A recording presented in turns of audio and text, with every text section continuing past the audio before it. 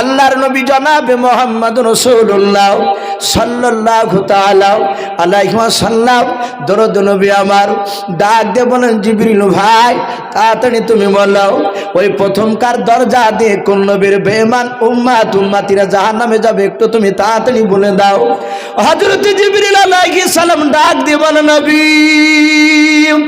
প্রথমকার দরজা দিয়ে হযরতে আদম শফিউল্লাহ আলাইহিস সালাম, হযরতে ইউনুস নবী আলাইহিস সালাম, হযরতে শীশ নবী আলাইহিস সালাম, হযরতে আপনার দানিয়েল আলাইহিস সালাম, এইভাবে আমার জিবরিল আলাইহিস সালাম এক নাই দুই নাই বাবা কিতাবে পাওয়া যায়। জিবরিল আলাইহিস সালাম বেশ কিছু নবী রাসূলের বাপ যে নাম করলেন। হযরতে জিবরিল নাম করার পর বলে, নবী এই সব নবী রাসূলের যে নাম আপনার সামনে করলাম, বলে হ্যাঁ এই সব নবী রাসূলের এক শ্রেণীর কিছু উম্মত হবে বেঈমান। ওগো আল্লাহর নবীজি, সেই বেঈমান উম্মতিরাও তারা প্রথমকার দরজা দিয়ে জাহান্নামায় চলে যাবে। ইন্নাল্লাহা মা'আস সাবিরিন। وقال الله تبارك وتعالى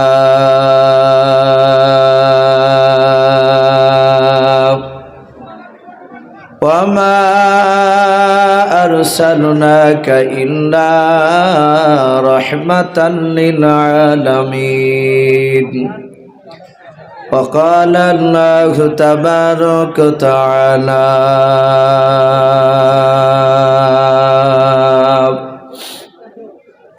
وعن أبي هريرة قال النبي صلى الله تعالى عليه وسلم إن الله لا ينظر إلى صوركم وأموالكم ولكن ينظر إلى قلوبكم وأعمالكم متفق عليه أو كما قال عليه الصلاة والتسليم. وعن أبي هريرة قال النبي صلى الله تعالى عليه وسلم أترك سنة لحبيبي لهؤلاء الحمقاء أو كما قال عليه الصلاة والتسليم. إن الله وملائكته يصلون على النبي يا أيها الذين آمنوا صلوا عليه وسلموا تسليما. محبت شبه درود إبراهيم পড়ুন, اللهم صل على محمد وعلى آل محمد كما صليت على إبراهيم وعلى آل إبراهيم إنك حميد مجيد. اللهم بارك على محمد وعلى آل محمد كما باركت على إبراهيم وعلى آل إبراهيم إنك حميد مجيد. صلى الله تعالى عليه وسلم.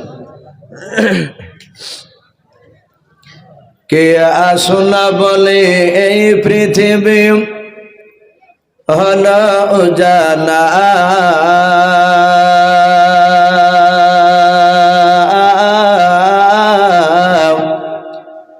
কে গাইল এসে সাম্যের গান শূন্য কাফেলা,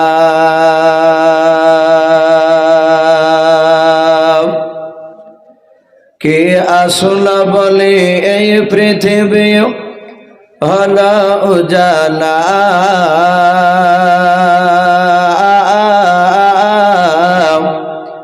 কে গাইল এসে সাম্যের গান শূন্য কাফেলা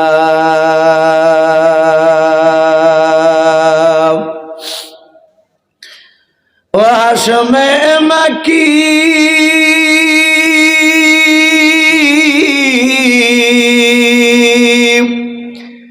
ও হাশমে মাকি মাদানী শাহে মদিনা নূর নবী নূর নবী নূর মদিনা নূর নবী নূর নবী নূর মদিনা কে আসুন বলে এই পৃথিবী হল উজালা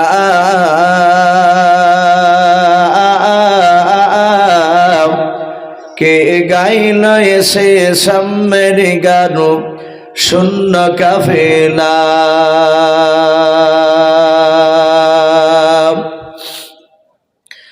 আহমদ মোহাম্মদ যিনি আখিরি নবী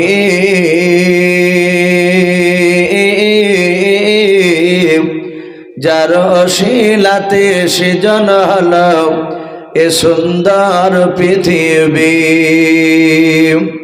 যার নূরের জ্যোতি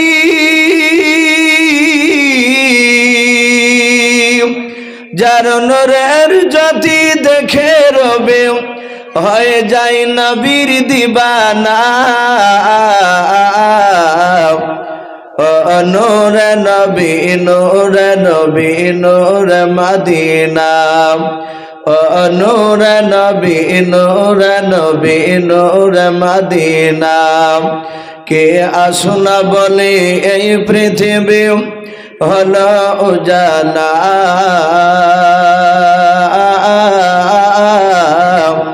কে গাইল এসে সাম্যের গান শূন্য কাফেলা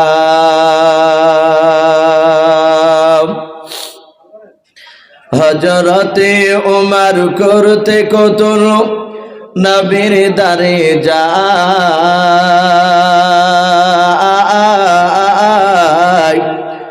আর নূরানী তার চেহারা দেখে উমর ফেদা হয়ে যায় গুরু মহব্বতে বলুন সুবহানাল্লাহ হযরতে উমর করতে কতল নবীর দারে যায়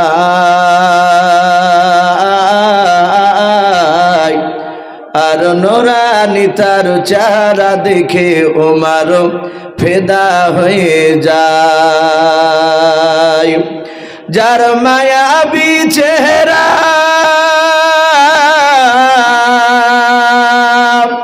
যার মায়াবী চেহারা দেখে উমর হয়ে যায় নবীর দিবানা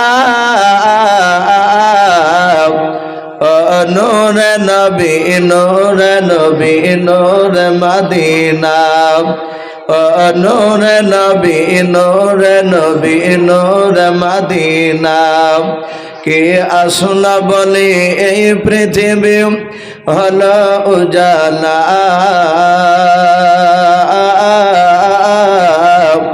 কে গাইল এসে সাম্যের গান শূন্য কাফেলা ভাই সবাই আমরা উচ্চ আজ মহাব্বতে আরেকবার দুরূদ ইব্রাহিমটা বাবজি সকলে পড়িনি আল্লাহুম্মা সাল্লি আলা মুহাম্মাদিন ওয়া আলা আলি মুহাম্মাদ কামা সাল্লাইতা আলা ইব্রাহিম ওয়া আলা আলি ইব্রাহিম ইন্নাকা হামিদুম মাজিদ আল্লাহুম্মা বারিক আলা মুহাম্মাদিন ওয়া আলা আলি মুহাম্মাদ কামা বারাকতা আলা ইব্রাহিম وعلى آل إبراهيم إنك حميد مجيد صلى الله تعالى عليه وسلم শ্রদ্ধেয় জনাব আজকের জালসা নির্বাচিত মনোনীত যোগ্যতম সভাপতি মহাশয় ও সম্মানিত আমন্ত্রিত উলামে কেরাম ও আমার সম্মুখের শ্রদ্ধেয় বাজ্যেষ্ঠ বাবা জীবনেরা আমার সমবয়স্ক সমাজস্য যুবক ভাইয়েরা পর্দার আড়ালের মা বোনেরা ও আমার সম্মুখের কচি কচি স্নেহের বাচ্চারা সকলকে জানাই আমার বুক ভরা ভালোবাসা সালাম। আসসালামু আলাইকুম ওয়া রাহমাতুল্লাহি ওয়া বারাকাতুহু। ভাই, যেভাবে হওয়া দরকার সেভাবে বাপজির সালামের উত্তর আমরা পাইনি। আমি দুরুদ ইব্রাহিম দুবার আপনাদেরকে পড়তে বলেছি, তার সাথে সাথে আমিও পড়েছি, কিন্তু আমি দেখলাম আপনারা যেমন আমাকে দেখতে পাচ্ছেন, আমি আপনাদের প্রায় মানুষের মুখ দেখতে পাচ্ছি। দেখছি কেউ বাপজি পাঞ্চা বাজে, আবার কেউ চুপচাপ, আর কয়েকজন বাপজি পড়ছে। ভাই, সালাম দেওয়া আমরা প্রতিটা ছোট বড় মানুষ জানি, সালাম না ওয়াজিব না মুস্তাহাব, এ সালাম দেওয়া না ফরজ? একটু জোরে বলুন তো ভাই। সালাম দেওয়া অনেকেই বলতে পারছে না। সালাম দেওয়া হচ্ছে বাপজি সুন্নাত। নবীজি বলেছেন, এক মুসলমান ভাই অপর কোনো মুসলমান ভাইকে যদি সালাম দেয়, সালাম শোনার পর ইচ্ছাকৃত যদি না দেয়, যারা দিবে না তাদের আমল নামা থেকে বাপজি 10টা নেকিকে কেটে 10টা নেকি জায়গায় গোনা লিখে দেওয়া হয়। আমরা প্রতিটা মানুষ বাপজি এ ছেতিয়ানি যে মাদ্রাসার পবিত্র জালসার মাহফিল, এই যে বাপজি এখানে আমরা এসেছি সকলের উদ্দেশ্য বাপজি নেকির আশায়, তাই তো নাকি? যে আল্লাহ রাব্বুল আলামিনের কথা শুনতে যাব, তার মহাব্বতের নবীর কথা শুনবো। আমাদের কার আব্বা, কার মা, কার দাদা, কার দাদি, নানা নানি, আমাদের প্রায় মানুষের বাপজি চলে গেছে। আমরা জানি না তারা কবরে কোন অবস্থায় শুয়ে আছে, তাদের হয়তো একটু মাগফিরাত যেন হয়, এবং আমরা মৃত্যুর পর যেন সে ভয়ঙ্কর কবর আযাব থেকে যেন নাজাত পাই। এটাই তো উদ্দেশ্য আমাদের। তো ভাই, আমি প্রতিটা বাপজি ভাইদেরকে বলবো, ভাই আমরা নেকির জায়গায় গুনাহ লিখে নিয়ে বাড়ি যাব না ইনশাআল্লাহ। যেহেতু আমাদের আমি যেমন আপনাদের কাছে পরিচিত, আমার চেয়েও এই যে মুফতি সাহেব বসে আছে উনি আরো পরিচিত। আমি ওনাকে আগে চিনতাম না। এখান থেকে বাপজি যাওয়ার পর উনি ভগবানগোলা এলাকায় সোনানাগা বলে একটা মাদ্রাসা দীর্ঘ কয়েক বছর ধরে ওখানে হেড মলার ছিলেন। ওখানে যে দেখছি তো উনি ওখানে জালসার সভাপতি সাহেব। পরিচয় হলে উনি হাসছেন আর বলছেন, এসো তুমি যে মসজিদে থাকতে, ওই মসজিদে আমিও ছিলাম। আমি দেখলাম ওনার আগে আর একটা বাপজি বক্তা আপনাদের এখান থেকেই তৈরি হয়েছে। সে বক্তাটা আল্লাহ তাকে হেদায়েত করো, সে একটু অন্য লাইনে চলে গেছে। ভাই, আমি নামটা বলে দিছি, তার নাম হচ্ছে রেজাউল খারমি সাহেব। চিনেন তো অনেকেই। ওনার সাথে বাপজি আমার এই রাজদৌর গোজদৌর পড়া না কি বলছে কাটা বাগান, ওখানে জালসা করতে গিয়ে উনিও হাসছেন আর বলছেন, ইসু ভাই আপনি আমাকে ছিলেন? তা না তো ভাই। বলছে, আপনি নাম শোনেনি অমুক নাম? তোমরা ভাই শুনেছি। তাই প্রথম দেখা উনিও বলছেন, আমি আপনাকে কয়েক জায়গায় দেখেছি, হয়তো সাক্ষাতে কথা হয়নি। আমি যে মসজিদে থাকতাম ওই মসজিদে আপনিও ছিলেন। আমি দেখলাম সুবহানাল্লাহ। আবার সুরুলিয়া মাদ্রাসা যে বর্তমান এখন একজন বিখ্যাত মুফতি সাহেব হযরত মাওলানা মুফতি রুহুল আমিন সাহেব মাদ্দাজিলুল আলী, অনেকেই জানে। উনি আমার আগে এখানে থাকতেন আপনাদের এখানে। আমি দেখলাম এই ছেতেনি এই গ্রামের বাপজি ভাতের বরকত আছে, গোল আছে। এখানে যেই বাপজি থেকে যে সেই আল্লাহ রাব্বুল আলামিন তাকে যে কোনো জায়গায় বড় জায়গায় তাকে খিদমত করে নিয়েছেন। বলুন আলহামদুলিল্লাহ। এটা বাপজি এই গ্রামের বাপজি একটা বরকত। আমার পরে যে বক্তা সাহেব আসবে হযরত মাওলানা বাদরুল আলম সাহেব মাদ্দাজিলুল আলী সুরুলিয়া মাদ্রাসার শাইখুল হাদিস, উনি তো বলেই ফেলেন যে ওখানে ছোট হুজুরের কবর আছে। নিশ্চয় ওনার ভয়ে যে এইভাবে ওখানে যারা যায় তারা বড় জায়গায় পৌঁছায়। তো যাই হোক, আলহামদুলিল্লাহ ভাই, আপনাদেরকে উনি বলেছেন আমি প্রতিটা বাপজি ভাইদেরকে বলবো, যারা আপনারা বসে আছেন এখানে, অনেক জায়গা বাপজি মাঝে মাঝে ফাঁকা হয়ে আছে, রাস্তার ওপরও দেখছি কিছু মানুষ বসে আছে। ভাই, আমি বারবার ডাকবো না, সময় আলহামদুলিল্লাহ মুফতি সাহেব একটু ইশারাতান একটু বলে দিয়েছে, কারণ আমার পরে আরেকজন ভালো বক্তা আছে। আমি অনুরোধ করব, ভাই আপনারা একটু এগিয়ে আসুন, এগিয়ে আসুন। আপনারা আমাকে ভালোবাসেন এটা জানি, আর যেহেতু আপনাদের এখান থেকে তো মানুষ এসে প্রায় মানুষকে বাপজি চিনতে পারছি আমি অনুরোধ করব, ভাই একটু এগিয়ে আসি। আমরা জানি রাসূলুল্লাহ বলেছেন, যত গভীর রাত্রি হবে যত গভীর রাত্রি হবে তত আল্লাহর রহমতের দরজাগুলো খুলে যায়, বলুন সুবহানাল্লাহ। তাই ভাই আমরা এই কয়েক ঘন্টা একটু মহব্বতে একটু বসে যাই। আমি ওই প্রতিটা বাপজি ভাইদেরকে, পেছনকার বাপজি ভাইদেরকে বলবো, ভাই ওই যে জায়গাগুলো ফাঁকা হয়ে আছে একটু সামনের দিকে একটু এগিয়ে আসুন। যদি নবীর মহব্বতে যদি বাড়ি থেকে আসে যে আমি বিশ্ব নবীকে ভালোবাসি, এই আশা আকাঙ্ক্ষা নিয়ে যদি আসেন তাহলে বাপজি এগিয়ে আসুন। আর যদি নবীকে মহব্বত যদি না করেন তাহলে বাপজি আসেন না, তাহলে আর কিছু বলার নেই।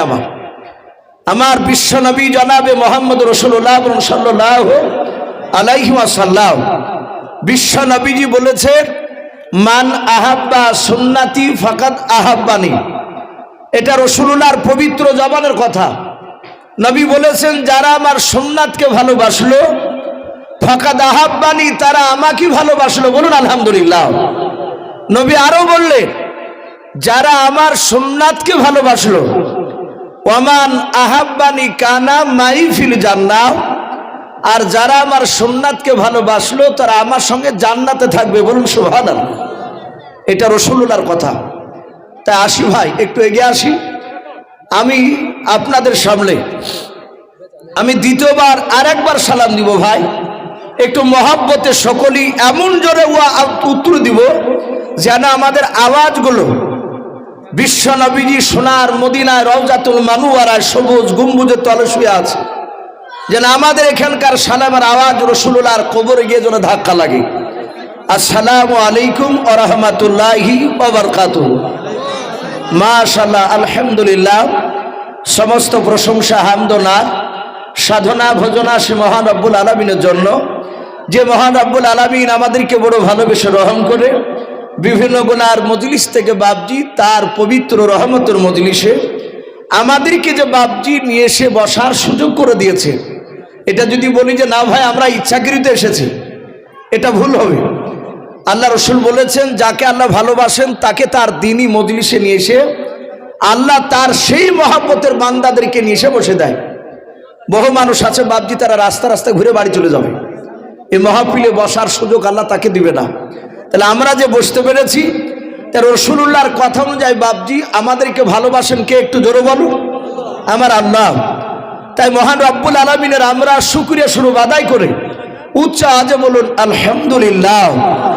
তারপরে পরে আপনার আমার নবী, যিনি ধর্মের গুরু, বিশ্ববরণ্য নেতা, নবিকুল শিরোমণি পয়গম্বর আযম, যিনি সাইয়্যিদুল মুরসালিন ও খাতামান নবিয়্যিন, যিনি হাবিবে কিবরিয়া আশরাফুল আম্বিয়া, যিনি হায়াতুন নবী, জিন্দা নবী, জনাবে মোহাম্মদ রাসূলুল্লাহ সাল্লাল্লাহু তাআলা আলাইহি ওয়াসাল্লামের উপরে অগণিত দুরূদ ও সালাম বর্ষিত হোক, অর্পিত হোক। সকলে বলুন আল্লাহুম্মা আমিন। মুআজ্জাজ সামিনে কেরাম, আমি আপনাদের সম্মুখে কোরআনুল কারীম থেকে বেশ কয়েকটা এত টুকরা পরিবেশন করেছি, তেলাওয়াত করেছি। তারপরে পরে বিশ্ব নবীজির পবিত্র জবান থেকে মাত্র দুটো হাদিসের টুকরা পাঠ করেছি।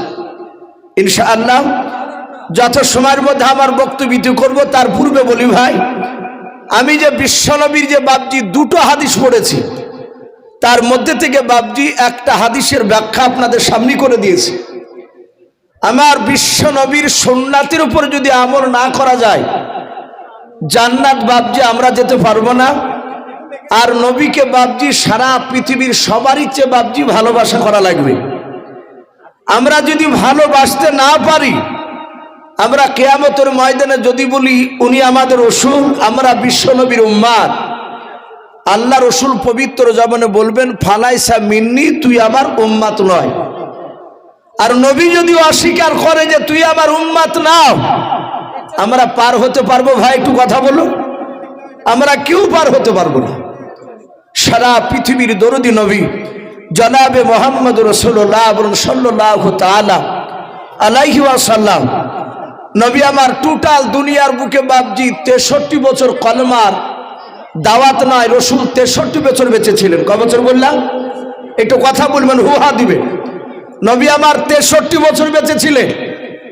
এই 63 বছরের মধ্যে রাসূলুল্লাহ মাত্র ক বছর কলমার দাওয়াত দিয়েছিলেন বাপজি জানা আছে আপনাদের কারো? ইমানের মেহনত ক বছর করেছিলেন? বিশ্ব নবী আমার মাত্র 23 বছর বাপজি ইমানের মেহনত করেছিলেন, মানুষের দ্বারে দ্বারে কলমার দাওয়াত দিতে গিয়েছিলেন। আমরা সকলেই জানি যে বিশ্ব নবী আমার দুনিয়ার বুকে বর্তমান এখন আর বেঁচে নাই, বেঁচে আছে কথা বলে, নবী ইন্তেকাল করেছে। তাই বলে এটা বলা যাবে না যে নবী ইন্তেকাল করার পর মাটিতে পচে সরে গিয়েছে, এটা দাবি করা যাবে? আমার বিশ্ব নবী কবরে জিন্দা আছে। হাদিসের ভাষায় পাওয়া যায় বিশ্ব নবী এখনো, নবী আমার এখনো বাপজি কবরে সে রওজাতুল মানুওয়ারায় এখনো আপনার আমার জন্য রাসূলুল্লাহ কান্না করছে, ইয়া উম্মতি উম্মতি করে। কিন্তু আমরা রসুলকে চিনতে পারি নাই, আমরা রসুলের জন্য কাঁদতে পারি নাই।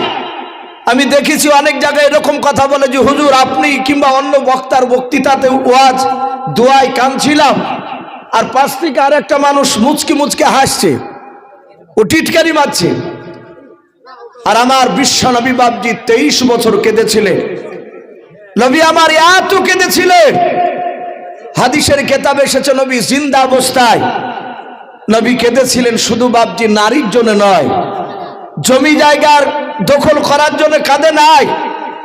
নবী কেঁদেছিলেন আমার পথ হারা উম্মত উম্মতিরাও তারা কিভাবে ভয়ঙ্কর জাহান্নামের আগুন থেকে তারা নাজাত পাবে। সম্মানিত ভাইরা আমার, বাবা জীবনেরা, আপনারা যেমন আমার সামনে বসে আছে, দেখি ইউসুফ কি আলোচনা করে শুনবো। আমার বিশ্বনবী মসজিদে নববীতে মিম্বারে বসেছিলেন, সাহাবায়ে কেরাম রাদিয়াল্লাহু তাআলা আনহুম আজমান গনেরা রাসূলুল্লাহর মসজিদে নববীতে ভিতরে সময় বসা। কেতাবে লিখেছে প্রায় 600-র উপরে সাহাবা। নবীর সাহাবায়ে কেরামরা রাসূলের চেহারার দিকে চাতক পাখি না চেয়েছিলেন। সাহাবারা জানতেন যে নবীর চেহারার দিকে মহাব্বতে তাকালে জীবনের গুনাহগুলো মাফ হয়ে যায়, বলুন আলহামদুলিল্লাহ। এত দামি নবী আমার, তো সাহাবায়ে কেরামরা রাসূলুল্লাহর দিকে চেয়ে আছে, আর আমার নবীও সাহাবাদের দিকে চেয়ে চেয়ে বাপজি জান্নাতের কথা নিয়ামতের কথা শোনাচ্ছিলেন। সাহাবারা বলেন দেখলাম নবী আমাদের দিকে তাকাচ্ছিলেন, আমিও রাসূলুল্লাহর দিকে আমরা তাকাচ্ছিলাম। হঠাৎ করে দেখলাম বিশ্ব নবী আমাদের দিকে আর তাকালেন না, নবী সাহাবাদের দিকে না তাকিয়ে আকাশের দিকে তাকাতে শুরু করলেন। আমি যদি এইভাবে কয়েক মিনিট ধরে অপর দিকে তাকাই, আপনারা ভাববেন যে ইউসুফের কি হলো, ও আমাদের দিকে তাকাতে তাকাতে অপর দিকে কেন তাকাছে, ভাববে তো মানুষ। সাহাবারা বলেন আমরা সকলেই দেখলাম বিশ্বনবী আর আমাদের দিকে তাকাই না। সাহাবায়ে কেরাম রাদিয়াল্লাহু তাআলা আনহুম আজমান গণরা বলেন দেখলাম আল্লাহর নবী জনাবে মুহাম্মদ রাসূলুল্লাহ সাল্লাল্লাহু তাআলা আলাইহি ওয়াসাল্লাম আকাশের দিকে তাকিয়ে নবী যে আমার সালামের উত্তর দিলেন। আল্লাহ রাসূলের সাহাবারা বলেন দেখলাম আল্লাহর নবীর চাউনি দেখে আমরা সকলে আকাশের দিকে তাকালাম। সাহাবারা বলেন আমরা আকাশের দিকে কাউকে দেখতে পেলাম না। সাহাবারা বলেন শুধু এতটুকু বুঝতে পারলাম যে নবী যেন কার সঙ্গে কথা বলছে। নবী উত্তর দিয়েছেন সালামের, উনি আসমান থেকে বাপজি রাসূলুল্লাহ যার সাথে কথা বলছিলেন। কেতাবে লিখেছে যেই ব্যক্তি বাপজি রাসূলুল্লাহকে সালাম দিয়েছেন আসসালামু আলাইকা ইয়া রাসূলুল্লাহ, নবী সালামের উত্তর দিলেন ওয়া আলাইকুমুস সালাম ওয়া রাহমাতুল্লাহি ওয়া বারাকাতুহু। যিনি সালাম দিয়েছিলেন উনি ছিলেন সম্রাট জিবরিল আলাইহিস সালাম, বলুন সুবহানাল্লাহ। নাম শুনি না জিবরিলের আমরা? সাহাবারা বলেন আমরা জিবরিলকে কেউ দেখতে পাই নাই, কিন্তু রাসূলুল্লাহ তাকে থেকে কথা বলছিলেন। হাদিসের কেতাবে এসেছে আমার বিশ্বনবী জিবরিলের ব্যাপারে বলেছেন। বুখারী শরীফে বাবজি বাদউল ওহী বলে একটা অধ্যায়, আমার রাসূলের কাছে জিবরিল কিভাবে ওহী নিয়ে আসতে, সেখানে লিখেছে 10 রকমের কায়দায় জিবরিল ওহী নিয়ে আসতেন, বলুন আলহামদুলিল্লাহ। 10 রকমের কায়দায়। কোন সময় নবীর কাছে জিবরিল আসতেন মুসাফির হালাতে। সাহাবারা ভাবতেন এ বিদেশি কোনো লোক, নবীর সাথে কথা বলে চলে যেত, কিছুটা যাওয়ার পর অদৃশ্য হয়ে যেত। নবী বলতেন ওগো সাহাবারা তোমরা চিনতে পারলে কিছুক্ষণ আগে যে একটা লোক এসেছিল? বলে হুজুর না তো। আমাদের মনে হলে যে ছেলেটা ও বিদেশি কোনো লোক হবে মুসাফির। নবী বলতেন না, পৃথিবীর কোনো মানুষ না, সে ব্যক্তি ছিলেন সম্রাট জিবরিল আলাইহিস সালাম। কোনো সময় বাপজি জিবরিল আলাইহিস সালাম লোহার জিনজিরে টানলে যেমন ঝুনঝুন করে শব্দ হয়, ওই রকম ঝুনঝুন করে শব্দ হতো। নবী বুঝতে পারতেন সম্রাট জিবরিল এসেছে। কিন্তু সাহাবারা বলেন, আমরা দেখলাম নবীজি আকাশের দিকে তাকে কথা বলছিলেন, আমরা সকলেই নবীর আকাশের দিকে আমরাও তাকালাম, দেখতে পেলাম না। আমরা কোনো বাপজি কোনো ভাই জিবরিলকে দেখেছি ভাই কথা বলে? আমরা দেখে নাই। কিন্তু কেতাবে এসেছে কোনো ফেরেশতাকে মানুষ যে দেখতে পাবে না, এটা ভুল কথা। হাদিসে এসেছে নবীজির আপন চাচা আব্বাস বলে একজন নাম ছিল, আব্বাস রাদিয়াল্লাহু তাআলা আনহু, এ বিশ্ব নবীজির আপন চাচা সম্রাট জিবরিলকে দেখেছিলেন। বলুন আলহামদুলিল্লাহ। এরকম বেশ কয়েকজন আল্লাহর বান্দার কথা এসেছে, তার মধ্যে থেকে বাপজি একটা বিখ্যাত একটা ইমামের নাম এসেছে। আমাদের বর্তমান বাপজি রাগ করবেন না, এখন প্রায় মসজিদে আমাদের মুসল্লির মধ্যে বাপজি ঝামেলা শুরু হয়ে যাচ্ছে। এই নেটে বাপজি কিছু বক্তার বক্তব্য শুনে আমাদের ঘরের সন্তানরা বাপজি অনেকে ইমামকে বাপজি অপমান করছে। বলে মাওলানা সাহেব আপনি তো কোরআন হাদিস কিছু জানেন না। বলে কেন বাবা? বলে এই যে আপনি মোনাজাত করছেন, এ তো নাই হোসেন, এরকম প্রায় জায়গাতে। আমি অনুরোধ করব বাপজি এই দোয়া নিয়ে ঝামেলা করতে যাবেন না। যারা করছেন না তারা চুপ থাকে, আর যারা করছেন তাদেরকে বলবো আপনারা যেন যারা করছেন না তাদেরকে বাপজি ধমক দিবেন না। আমরা জানি যে নামাজ নিয়াত করা পর থেকে নিয়ে সালাম পর্যন্ত নামাজ, সালাম ফিরা হয়ে গেলে নামাজ থেকে আপনি ফারাক হয়ে গেলে, হ্যাঁ সম্মিলিতভাবে যে মোনাজাত আমরা করি, যারা ভালো লাগে তারা করে, যারা ভালো লাগে না তারা ওই যারা করে তাদেরকে বাধা দিতে যাবেন না। এটা আমাদের এলাকায় বিরাট একটা ফেতনা ছড়ে গিয়েছে। আজ গোটা পৃথিবীর বেঈমানেরা বাপজি তাদের একটা উদ্দেশ্য যে গোটা পৃথিবী থেকে মুসলিমদেরকে কিভাবে নিধন করা যায়। আজ একে একে বাপজি আমাদের জিনিসকে নিয়ে নিচ্ছে, দখল করে নিচ্ছে, আমাদের মুসলমান ভাইদেরকে শেষ করে দিচ্ছে। ওরা বুঝতে পেরেছে যে মুসলিমদের মধ্যে এক নেই। তাই প্রতিটা বাপজি ভাইদেরকে বলবো, ভাই আমাদের পিঠ দেওয়ালে ঠেকে গিয়েছে, আমরা কেউ আর ঝামেলার দিকে যাব না। আমরা সকলেই 5 ওয়াক্ত নামাজ আর কলেমা পড়ি কিনা সেটার দিকে লক্ষ্য করব। বলুন ইনশাআল্লাহ। তো ভাই আমি বলছিলাম এই 4টে ইমাম বাপজি আমরা নাম শুনেছি, 4 মাযহাবের ইমাম বলে না, ইমাম আবু হানিফা রাহমাতুল্লাহ আলাইহি। যারা আমরা নাভির নিচে হাত বেঁধে নামাজ পড়ি তারা বলি যে আমরা হানাফি। আর একটা বাপজি ইমামের নাম শুনতে পাওয়া যায় ইমাম শাফি রাহমাতুল্লাহ আলাইহি।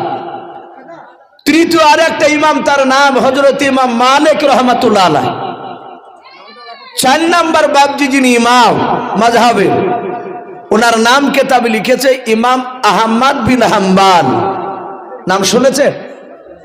ইমাম আহমদ বিন হাম্বল রাহমাতুল্লাহ আলাইহি।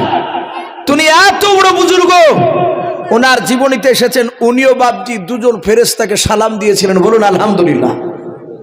কিন্তু সালাম যে সে বাপজি দিতে পারবে না, সেই রকম যোগ্যতা হাসিল করা লাগবে।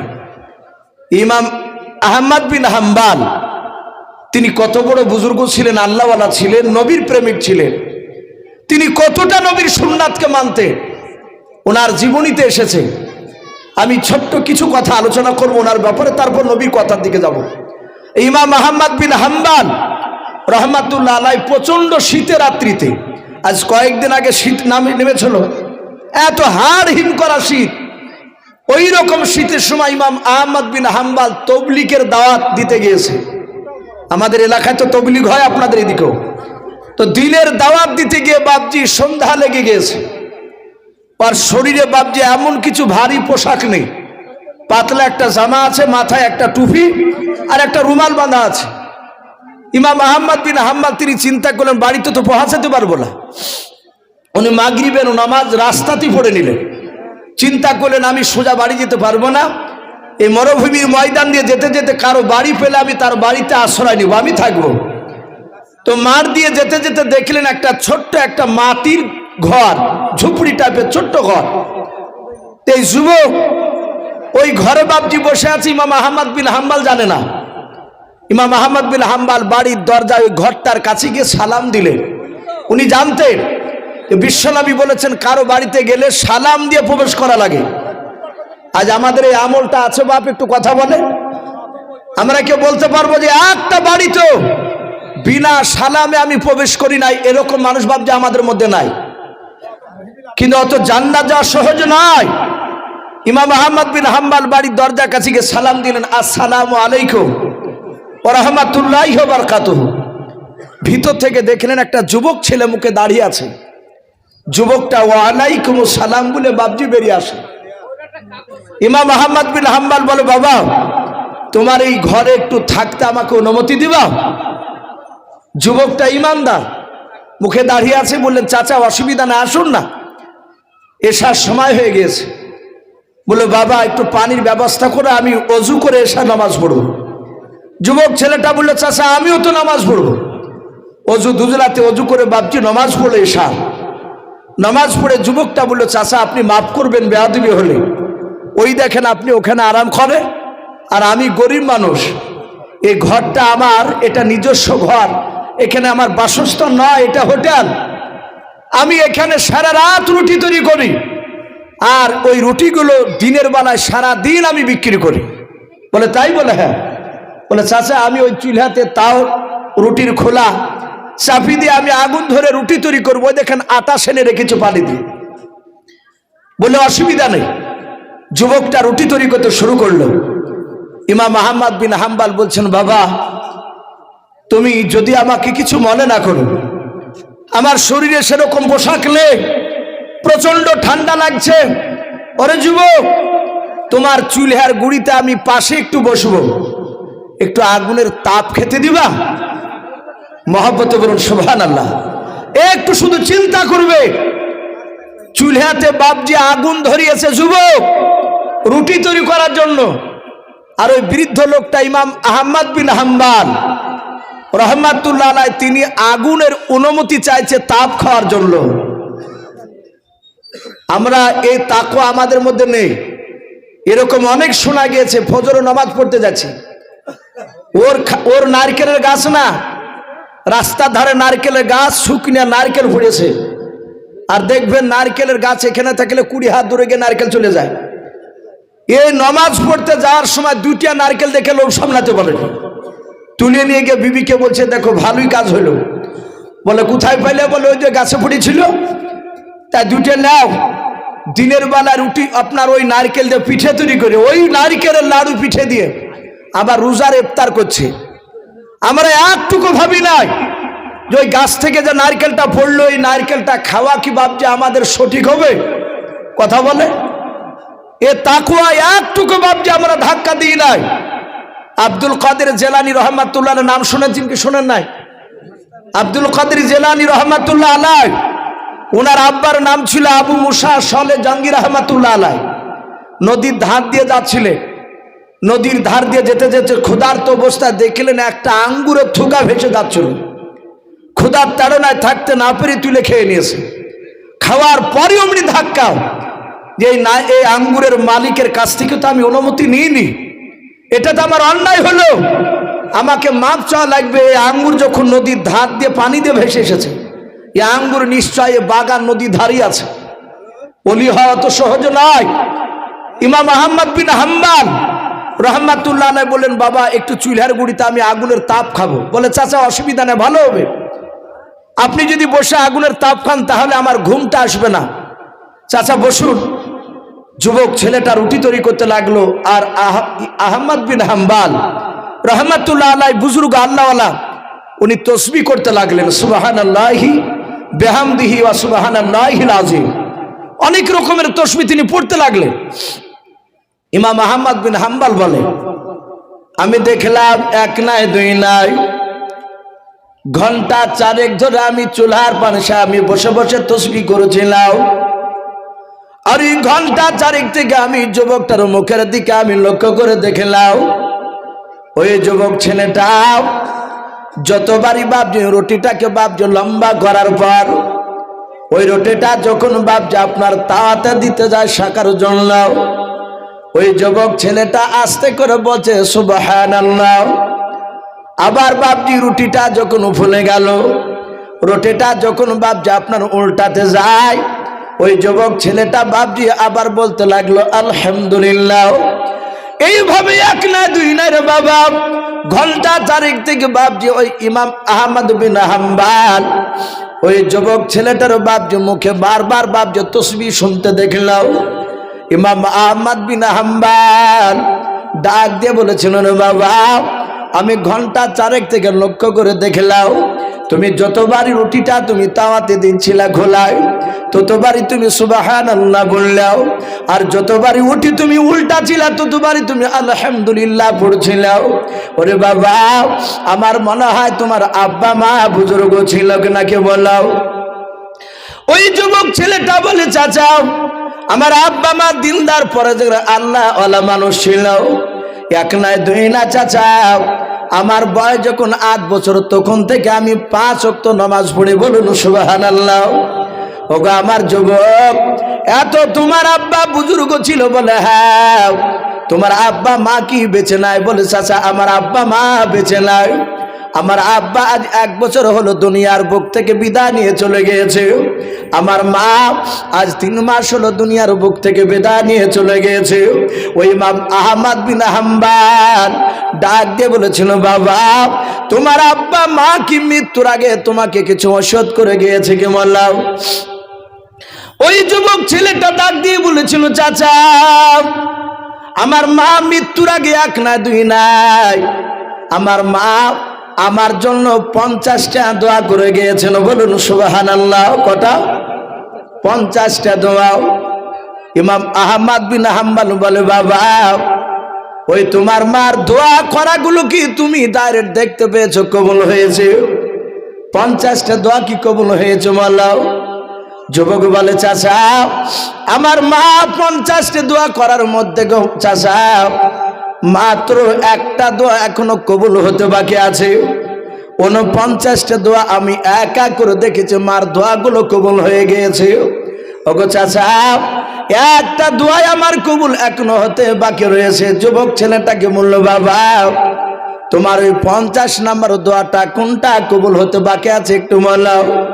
ডাকে দিয়ে বলে, চাচা আমার মা যখন মৃত্যুর শয্যায় ছটফট করেছিল, আমার মার জন্য আমি বাজারে খাবার কিনতে গিয়েছিলাম, খাবার কিনতে গিয়ে দেখলাম ওই বাজারে বাপজি 1 না 2 না বেশ কয়েকগুলো তারা মানুষেরাও তারা বলা বলি করেছিল আমি পৃথিবী বিখ্যাত একজন আলেম, তার নাম ইমাম আহমদ বিন হাম্বল রহমাতুল্লাহ আলাইকে আমি দেখেছি, আরো কয়েকজন বলে আমি দেখেছি।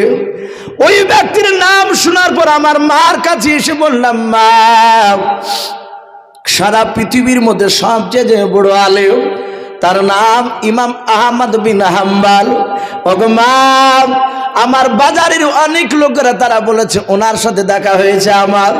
ওগো মা আমি তোমার কলিজার টুকরা সন্তান, একটু কথা বলো, আমি কি সেই বড় আলেমটাকে কি দেখতে পাবো না? আমার বড় মনের তামান্না ওই আলেমটার সাথে যদি দেখা হয় আমি তার সাথে মুসাফা পর্যন্ত করতে রাজি আছি, বলুন সুবহানাল্লাহ। ওগো মা আমার জন্য একটু দোয়া করে দাও। আমার মা সেদিন আমার মাথায় হাত নিয়ে বলেছিল, বাবা আমি তোর জন্ম দক্ষিণ মা আল্লাহর কাছে আমি দোয়া চাইছি তোর জন্য, আল্লাহ যেন তোকে ওই ইমাম আহমদ বিন হাম্বলের সাথে দেখা না দেখা পর্যন্ত না দেওয়া পর্যন্ত যেন আল্লাহ তোর মওতটা না দেয়, বলুন সুবহানাল্লাহ। ওগো চাচা সব দোয়া কবুল হয়েছে, শুধু ওই একটাই দোয়া বাকি আছে। ওই পৃথিবী বিখ্যাত বড় আলেমটাকে আজ পর্যন্ত চাচা দেখতে পাই না। কথা বলছে কার সাথে একটু কথা বলুন জোরে? সেই ওই ব্যক্তির সাথে। ইমাম আহমদ বিন হাম্বল মুচকি মুচকি হাসছে আর বলে, বাবা তোমার মার 50 নম্বর দোয়াটাও আজ কবুল হয়ে গিয়েছে, জোরে বলুন সুবহানাল্লাহ। ওই যুবকটা ডাক দিয়ে বলেছিল, চাচা অত বড় পৃথিবী বিখ্যাত আলেমটাকে কইতো আমরা কেউ জানতে পারলাম না। আমার মার দোয়া কেমন করে কবুলটা হয়েছে বলাও। ডাক দিয়ে বলে বাবা তোমার চুলহার পাশে 1 না 2 না 4 ঘন্টা ধরে যে আগুন তাপ খাচ্ছিল, তোমার সাথে যে আমি যে কথা বলছি বাবা সে তোমার মার দোয়া করা মাওলানা, আমি সেই ইমাম আহমদ বিন হাম্বল। বলুন সুবহানাল্লাহ। যাহাতে বলেছে বাবা আমি সে। বলছে চাচা আপনি সেই হুজুর? মনে হচ্ছে একবার আসমান থেকে ধরাস করে পড়ে গেছে। বলে হুজুর মাফ করবেন, আপনাকে আমি চিনতে পারি নাই। যারা প্রকৃতি আল্লাহওয়ালা হবে তাদেরকে সবাই চিনতে পারবে না। এখন অনেক ভণ্ডা গাঁজা খনি বলিকে দেখতে পাওয়া যায় 5 ওয়াক্ত নামাজ পর্যন্ত ঠিক করে পড়ে নাই, অথচ তার বাপজি দল তৈরি করা আছে। বাড়ি থেকে বেরোলি, ঘর থেকে বেরোলি 20 জনা 25 জনা করে বাপজি নারের তাকবীর দেওয়ার স্লোগান দিতে তিনি নিয়ে যায়। কিন্তু যারা আল্লাহর ওলি হবে তাদেরকে বাপজি সবাই চিনতে পারবে না, একদম সাদা সিধে ঘুরে বেড়াবে। বাপজি আমার সোনা লালেরা আমি বলছিলাম এই ইমাম আহমদ বিন হাম্বল তিনিও বাপজি ফেরেশতাকে সালাম দিয়েছে। আমরা যদি সেই রকম কোয়ালিটি আল্লাহর বান্দা যদি হতে পারি দেখতে পাবো না তা নয়। সাহাবারা সেই সময় বলেন আমরা তাকে তাকে রাসূলুল্লাহর দিকে তাকিয়ে কথাগুলো শুনছিলাম, জিবরিলের কথাগুলো আমরা কেউ শুনতে পাই নাই। আমার বিশ্বনবী বললেন ওগো জিবরিল ভাই কি ব্যাপার, তুমি আমার দিকে তাকিয়ে কেন আমাকে সালাম দিয়ে ডাকছো বলো? ওই যে মসজিদে নববী থেকে কথা বলছিলেন, জিবরিল আলাইহিস সালাম প্রথম আসমান থেকে ডাক দিয়ে বলেন নবী গাও, ও নবী আপনি আমার ডান হাতের দিকে তাকান। আল্লাহর নবী জনাবে মুহাম্মদ রাসূলুল্লাহ সাল্লাল্লাহু তাআলা আলাইহি ওয়াসাল্লাম নবী আমার জিবরিলের ডান হাতের দিকে তাকালেন। জিবরিল এভাবে ডান হাতের তালুটা বাপজে 60 করে আছে। আল্লাহর নবীকে ডাক দিয়ে বলুন হুজুর ওগো আল্লাহর নবী যে আপনি বলুন আমার ডান হাতে কি দেখতে পাচ্ছেন বলেন। আল্লাহর নবী জনাবে মুহাম্মদ রাসূলুল্লাহ সাল্লাল্লাহু তাআলা আলাইহি ওয়াসাল্লাম ডাক দিয়ে বলুন ওগো জিবরিল ভাই তোমার ডান হাতে কয়টা ঘরের ছবি জানালার নয় দরজার ছবি দেখতে পাওয়া যায়?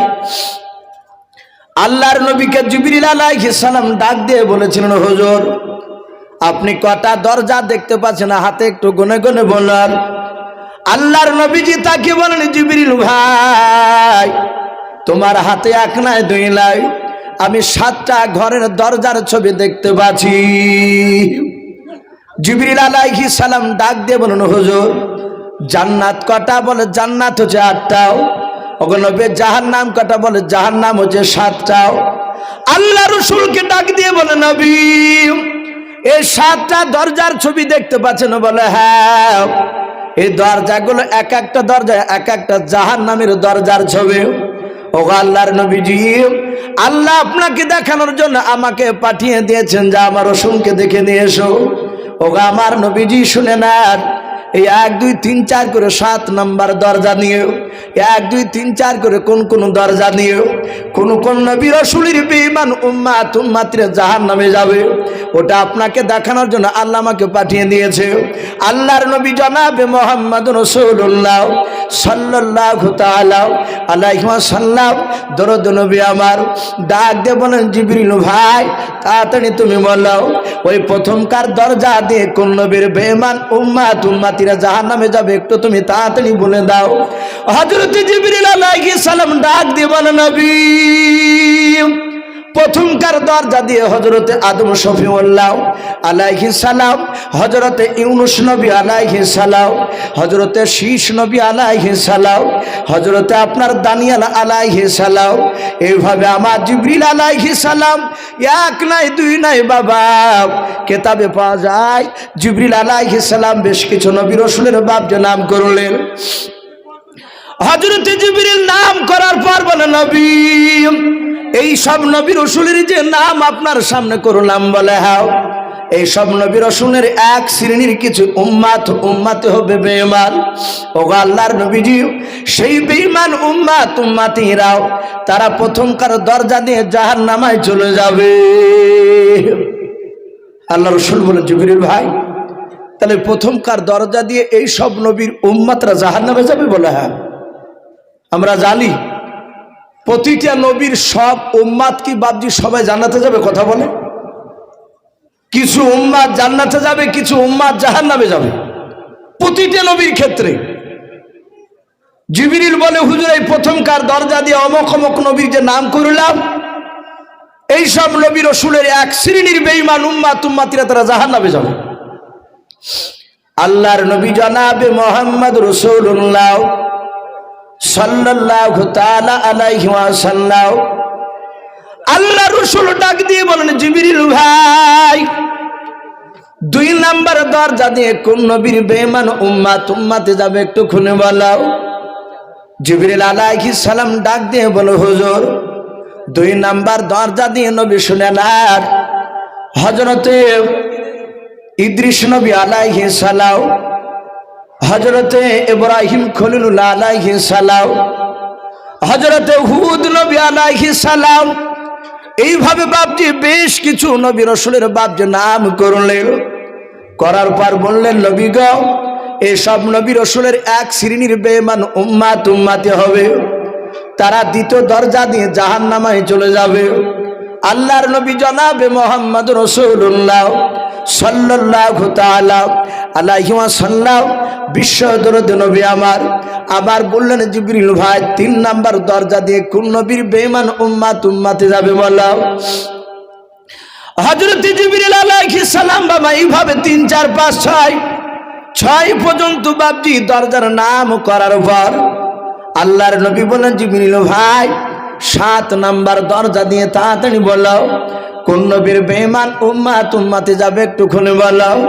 হযরত জিবরিল আলাইহিস সালাম বাবা কোনো কথা বলেন নাই। আল্লাহর নবীর চেহারার দিকে ফ্যালফ্যাল করে চেয়ে আছে। আল্লাহর দরদে নবী বলেন, জিবরিল ভাই,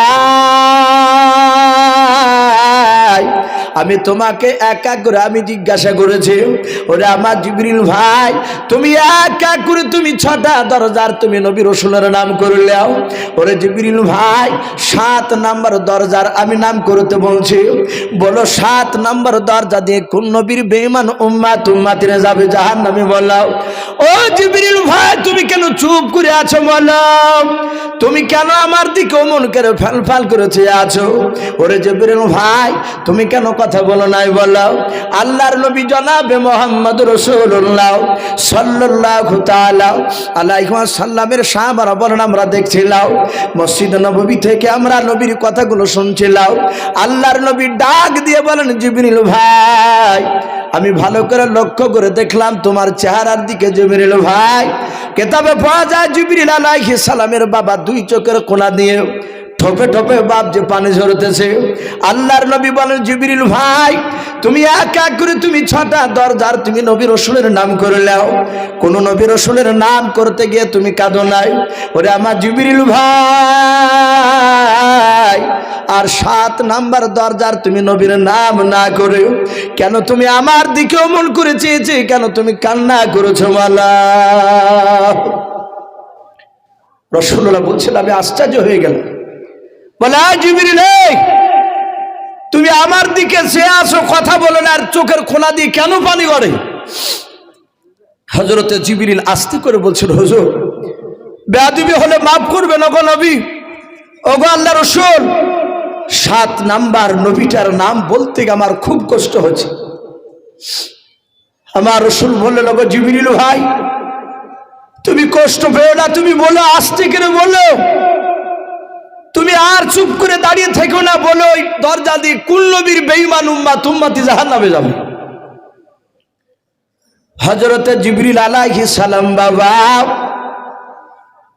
আস্তে করে রাসূলুল্লাহর দিকে কেঁদে কেঁদে ডাক দিয়ে বলেন, নবী গাও, এই 7 নাম্বার দরজা দিয়ে নবী কিয়ামত পর্যন্ত আপনার এক শ্রেণীর বেঈমান উম্মতি হবে।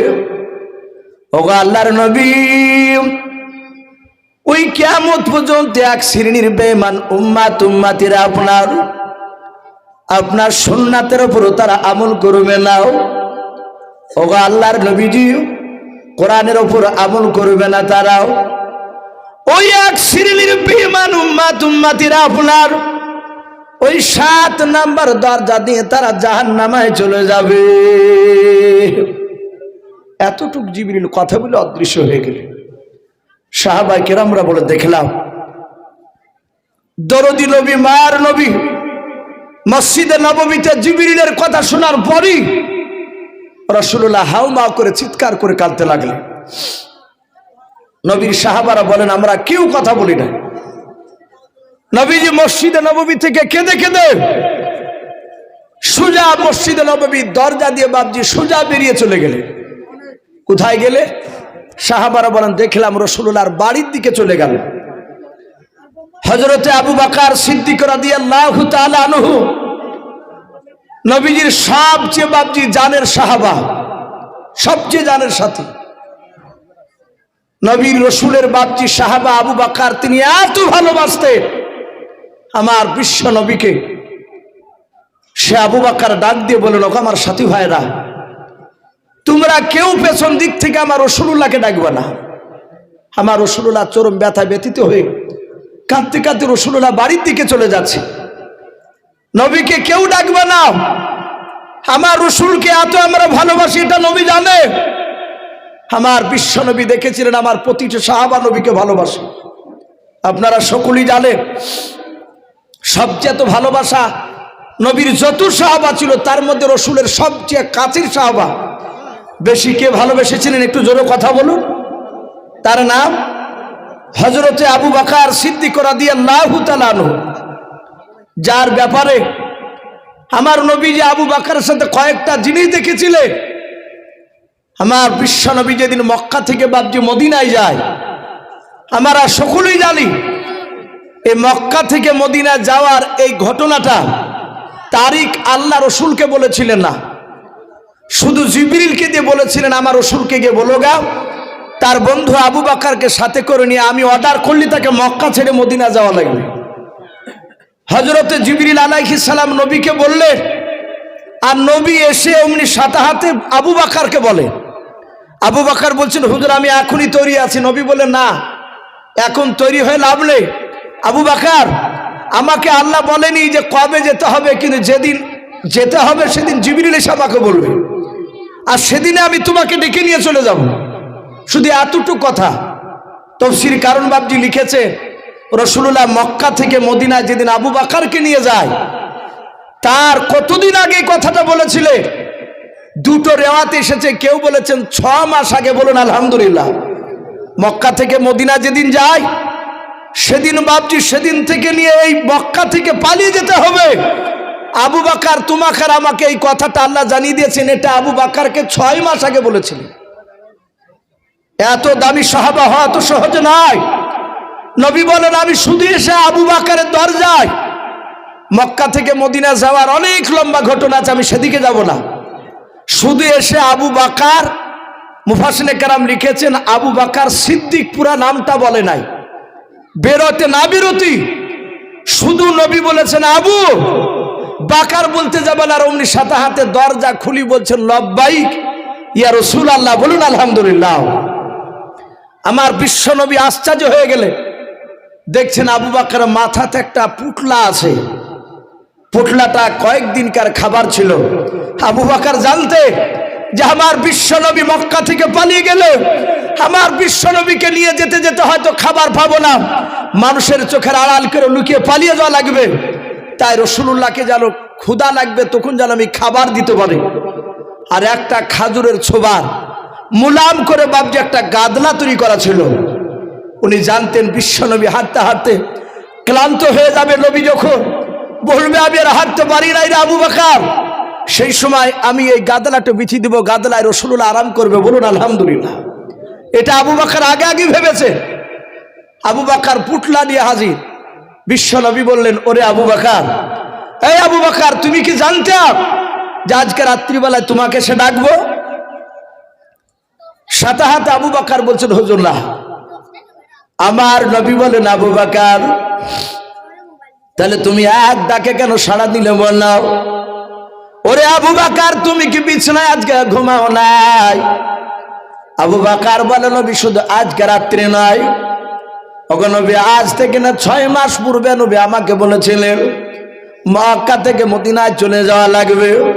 আমি বলেছিলাম নবী কবে যাওয়া লাগবে? আপনি বলেছিলেন ডেট বলে নাই। যেদিন জিবরিল এসে বলবে সেদিন তোমাকে ডেকে নিয়ে চলে যাব। আল্লাহ রাসূলকে ডাক দিয়ে বলে, নবী প্রতিদিন আমি সেই দিন থেকে নিয়ে আমি এশার নামাজ পড়ে আপনার পেছন থেকে চলে আসতাম। বাড়িতে এসে পটলা মাথায় করে নিয়ে সারা রাত দরজার গুড়িতে পিঠ লাগিয়ে ফজরে আজান পর্যন্ত দাঁড়িয়ে থাকতাম। বলুন সুবহানাল্লাহ। আল্লাহর নবী জনাবে মুহাম্মদ রাসূলুল্লাহ সাল্লাল্লাহু তাআলা আলাইহি ওয়াসাল্লাম আবু বকরের দৃশ্যখানা দেখলেন বাবা। তারপরে আবু বকরকে নিয়ে বাপ যে রাস্তা দিয়ে অনেকটা রাস্তা যাওয়ার পর আল্লাহর নবী বলেন, আবু বকর এই গুহার ভিতরে চলো, আমরা একটু আশ্রয় নেব। আমার শরীর ক্লান্ত হয়ে গেছে আবু বকর, একটু গুহার ভিতরে আমি আরাম করব। আমার আবু বকর বলছেন, নবী আপনি এখানে দাঁড়ান। বলে কেন? বলে গুহার ভিতরটা জঙ্গল হয়ে আছে। ওগো আল্লাহর নবী, যে আপনি শুয়ে বসিয়ে থাকবেন আরাম করবেন, সাপ বিচ্ছু পোকা থাকলে নবী আপনাকে কামড়ে দিতে পারে। আমাকে একটু অনুমতি দেন, ওই গুহার ভিতরে গিয়ে আমি গুহাটা পরিষ্কার করে নিই। আবু বকর গুহাটা বাবজে পরিষ্কার করলেন। করার পর আল্লাহর নবীকে ডাকলেন, হুজুর আসুন। আল্লাহর নবী গুহার ভিতরে আবু বকর বাবজে পায়ে মাথা নিয়ে দিলেন। আল্লাহর নবীর বন্ধু আবু বকর উনি বাপজি তাকে তাকে দেখতে শুরু করলেন বাবা। যে গুহার ভিতরে রাসূলুল্লাহকে নিয়ে শুয়ে আছেন, ওই গুহার চারিদিকে দেখছেন বাবা ছিদ্র ফুটো হয়ে আছে। আমার আবু বকর মাথার পাগড়িটা রুমালটা বাপজি ছিঁড়ে ছিঁড়ে ওই গর্তগুলো বাপজি বন্ধ করতে লাগলো। আমার নবী বলেন, আমি সেই দিন আবু বকরকে দেখেছিলাম। আবু বকর আমাকে কতটা মহব্বত করে বাবা। এই আবু বকর আমার যখন ওই ছিদ্রগুলো বাপজি বন্ধ করতে করতে বাবা 14টা ছিদ্র ছিল বাপজি, কেতাবে পাওয়া যায়। মাত্র একটা ছিদ্র বাপজি আপনার বন্ধ করতে পারলো না। আমার আবু বকর পায়ের কাছকার ছিদ্রটা বাপজি সেখানে কাপড় না দিয়ে পায়ের বুড়ো আঙুলটা বাপজি বাম পায়ের বুড়ো আঙুলটা ভরে দিলেন।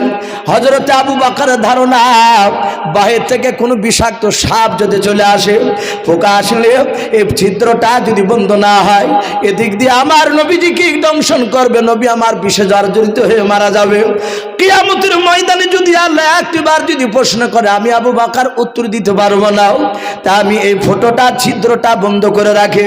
আবু বকর আঙুল দিয়ে বন্ধ করে আছেন। আর কেতাবে বামজি পাওয়া যায় ওই গুহার ভিতরে একটা সাপ বাস করত। বলুন আলহামদুলিল্লাহ। আবু বকর নয়, নবী বলেন আমি দেখেছিলাম। আবু বকর আমার মহব্বত, আমার উপর কতটা তার ভালোবাসা ছিল। কেতাবে লিখছে ওই গুহার ভিতরে একটা সাপ ছিল। সাপটার বয়স বহুদিন ধরে বাপজি আপনার কেতাবে লিখেছে ওই সাপটা ছিল মুসা নবীর জামানায়। বলুন আলহামদুলিল্লাহ। কোন জামানার সাপ? হযরতে মুসা নবী পয়গম্বর আলাইহিস সালামের জামানার বাপজি সাপ। মুফাসসিরে কেরাম লিখেছে হযরতে মুসা নবী পয়গম্বর 8-10টা তার ভক্ত নিয়ে, সাহাবা নিয়ে তিনি ওই মক্কা নগরে বাপজি ওই গুহার পাহাড় দিয়ে বাপজি সফর করছিলেন, হেঁটে যাচ্ছিলেন। হযরতে মুসা নবীর বাপজি 10টা বন্ধুর মধ্যে তার একটা বন্ধুর নাম ছিল উসামা। কি নাম বললাম? উসামা। উনি বলেন আমি মুসা নবীর পেছনে আর মুসা নবী আগে। আমি দেখলাম মুসা নবী গুহার ওই পাহাড় দিয়ে যেতে যেতে আমি দেখলাম মুসা নবী পয়গম্বর আলাইহিস সালাম বারবার ঘুরে ঘুরে ওই গুহার জঙ্গলের দিকে তাকাচ্ছিলেন। হযরত উসামা বলছেন, ওগো মুসা নবী পয়গম্বর, আপনি বারবার ওই গুহার দিকে কেন ঘুরে ঘুরে তাকাচ্ছেন? সাথে হাতে বলেছিল, এই উসামা তুমি জানো এই গুহার ভিতর দিকে গুহার দিকে কেন তাকাছি? বলে না। বলে উসামা আমার পরে বহুদিন পরে একেবারে সেই জামানায় আল্লাহ রাব্বুল আলামিন একজন নবী পাঠাবে। সে নবীর নাম হবে জনাবে মুহাম্মদ রাসূলুল্লাহ, সকল বলুন সাল্লাল্লাহু তাআলা আলাইহি ওয়াসাল্লাম। আর সেই নবী তার বন্ধুকে সাথে করে নিয়ে গ্রামের লোকেরা তাকে থাকতে দিবে না। গ্রামের লোকের অত্যাচারে থাকতে না পেরে আল্লাহর হুকুমে ওই মুহাম্মদ সাল্লাল্লাহু আলাইহি ওয়াসাল্লাম তিনি তার বন্ধুকে নিয়ে গুহার ভিতরে এসে আশ্রয় নেবে। যাহাতে এতটুকু কথা মুসা বলেছে, আর সাথে হাতে গুহার ভিতর থেকে একটা সাপ ফসকের বেরিয়ে এসে আল্লাহর কুদরাতে সাপটা মানুষের মতো কথা বলছিল। বলুন আলহামদুলিল্লাহ। মুসা নবীকে বলেন, ওই মুসা নবী, ওগো আল্লাহর নবী মুসা কালিমুল্লাহ আলাইহিস সালাম, আমি এই গুহার ভিতরে অনেক দিন ধরে থাকি, এটা আমার ঘর, আর আপনি আমার ঘরে আবার কাকে নিয়ে এসে ঢোকাচ্ছে? আল্লাহর নবী মুসা মুচকি মুচকি হাসছেন আর বলছেন, সাপ, এমন একজন নবী আসবে তোর এই গুহায় যে নবীকে সৃষ্টি না করলে গোটা পৃথিবীকে আল্লাহ সৃষ্টি করতেন না। বলুন আলহামদুলিল্লাহ, আরো জোরে বলুন আলহামদুলিল্লাহ।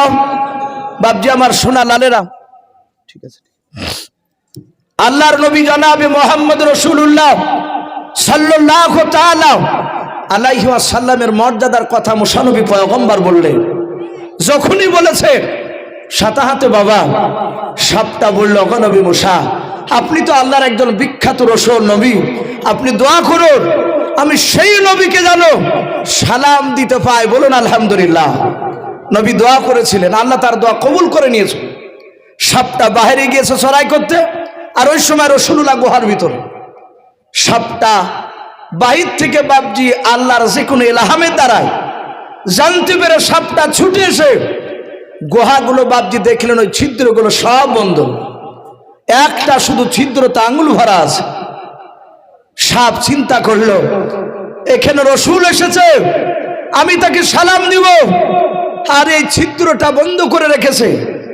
সাপ লেজ দিয়ে ধাক্কা মারছে, সে সাপের ভাষায় বলতে চাইছে রাস্তাটা ক্লিয়ার করে নবীকে সালাম দিব। কিন্তু যখনই সালাম বাপজি নয়, সাপের গা ঠেকেছে, আবু বকর বুঝতে পেরেছেন মনে হয় সাপ। আমরা বাস্তবে কেউ পরীক্ষা করে না দেখলেও লোকের মুখে শুনেছি সাপের শরীর নাকি ঠান্ডা হয়, মানুষের শরীর স্পর্শ করলে বরফের মতো নাকি ঠান্ডা লাগে।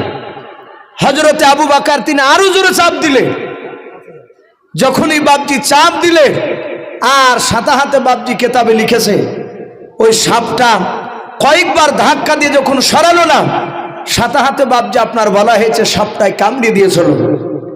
আবু বকর দেখলেন আমার বিশ্বনবী শুয়ে আছে, আমি মরে যাব তবু ভালো, আমি আমার বিশ্বনবীর ঘুমের ব্যাঘাত ঘটাবো না। বলুন আলহামদুলিল্লাহ। আবু বকর ডাকে নাই, কিন্তু আবু বকরের চোখের পানি রাসূলুল্লাহর চেহারাতে পড়েছিল। নবী ঘুম ভেঙে গেল। নবী বলেন, আবু বকর তোমার কি বিবির উম্মানের জন্য কাঁদো?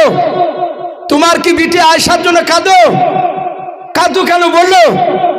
আবু বকর বলে, হুজুর আপনার সাথে থাকলে গোটা পৃথিবীর মহব্বত আমি ভুলে যাই। বলুন আলহামদুলিল্লাহ।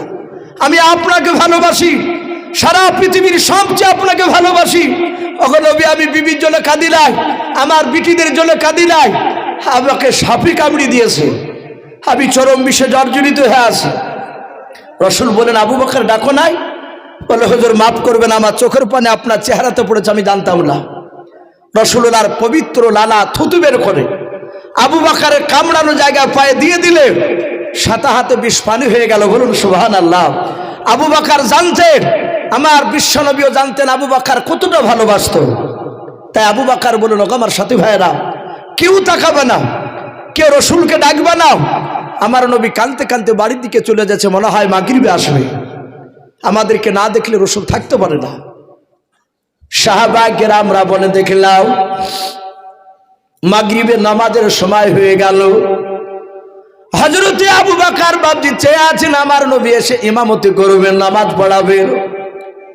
মাগরিবের সময় দেখলেন নবীজি বাপজি পৌঁছালেন না। আমার আবু বকর ইমাম হয়ে নামাজ পড়ালেন।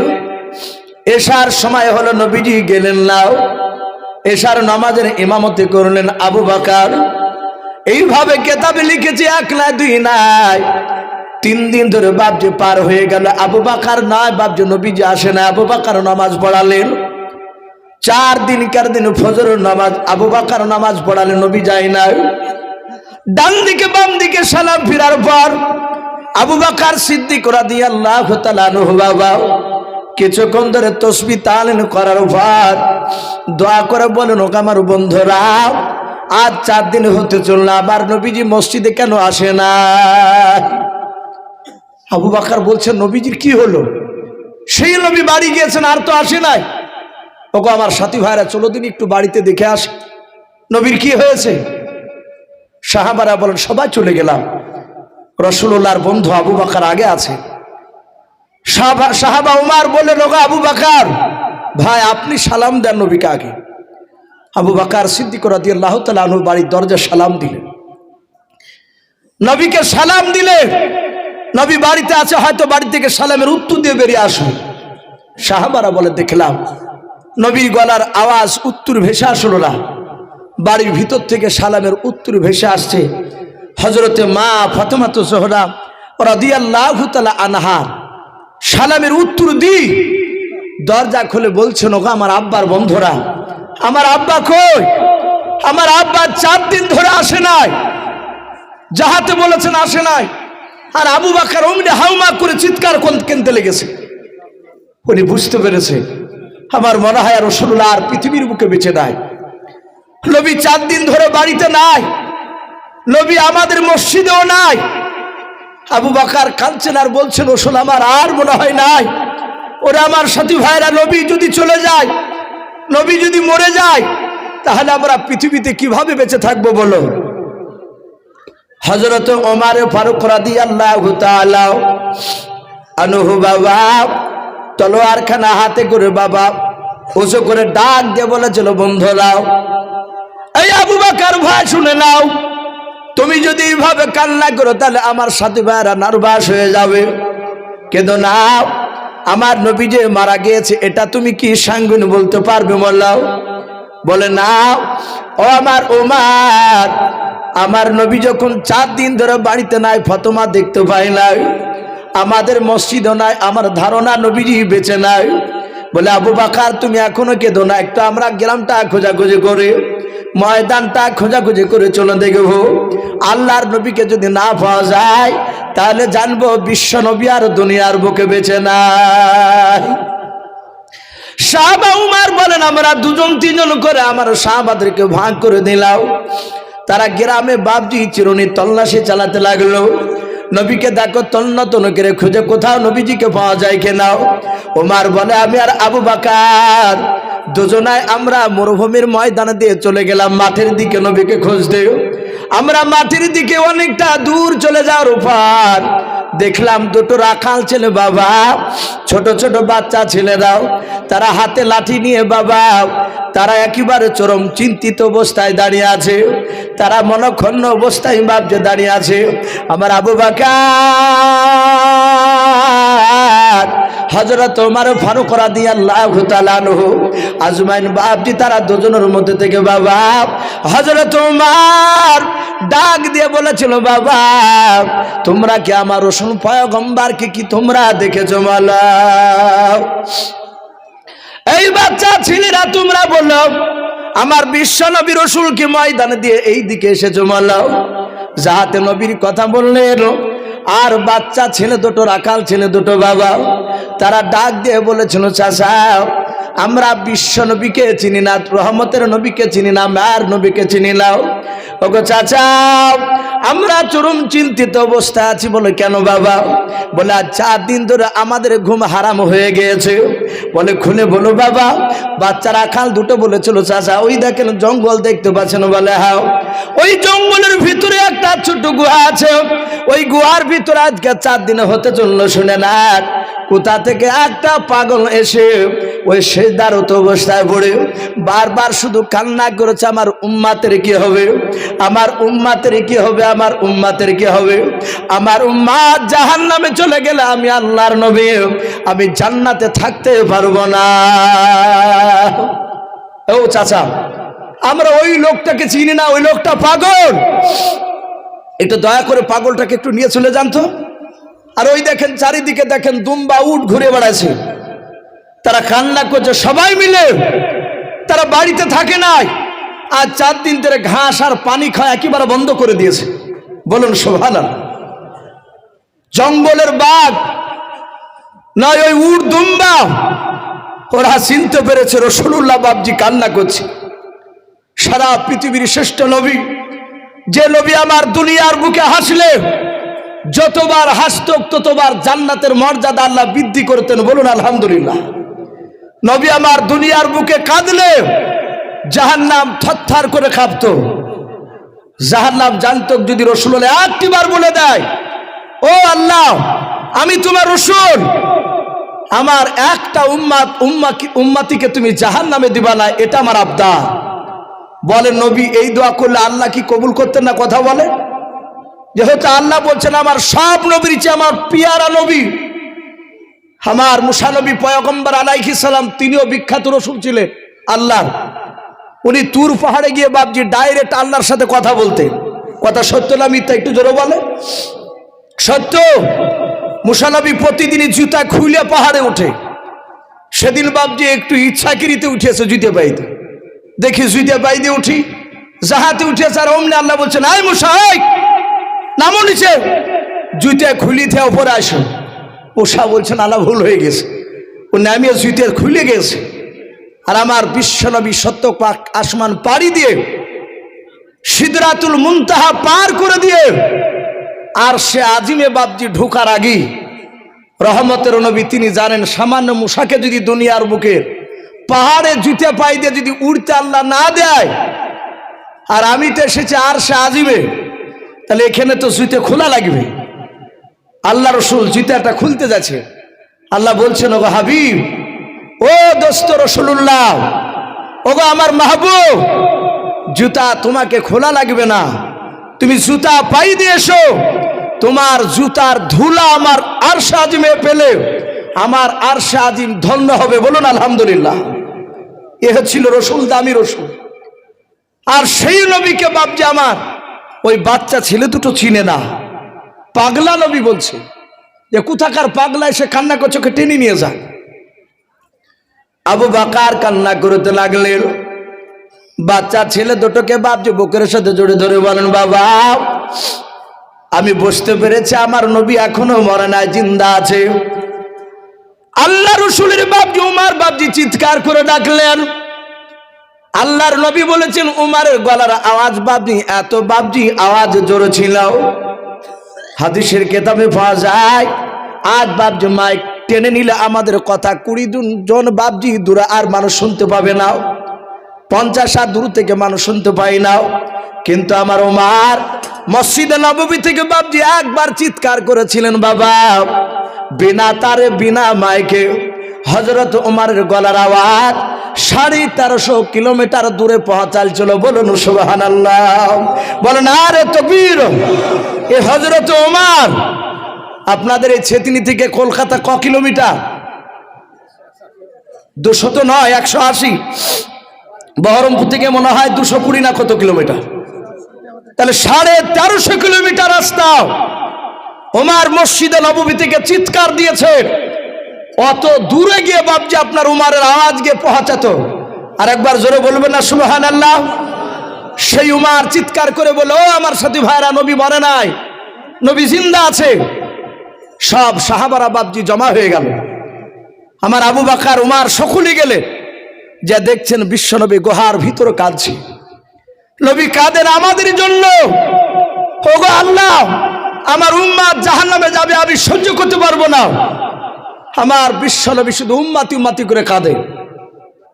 আমার আবু বকর সিদ্দিক রাদিয়াল্লাহু তাআলা আনহু আল্লাহর নবীকে ডাক দিয়ে বলেন আসসালামু আলাইকা ইয়া রাসূলুল্লাহ ইয়ারফাউ রাসাকা।